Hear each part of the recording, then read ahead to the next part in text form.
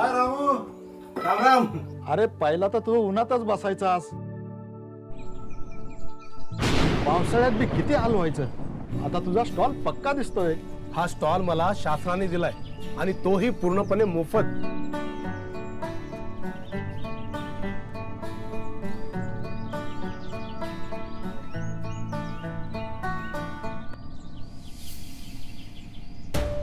अनुसूचित जातीतील गटई कामगारांसाठी लोखंडी पत्र्याचा स्टॉल 100% शासकीय अनुदानावर, तसेच साहित्य खरेदीसाठी 500 रुपये आर्थिक सहाय्य. अरे वा, आता तुझं काम बी सुरक्षित आणि साहित्य बी सुरक्षित.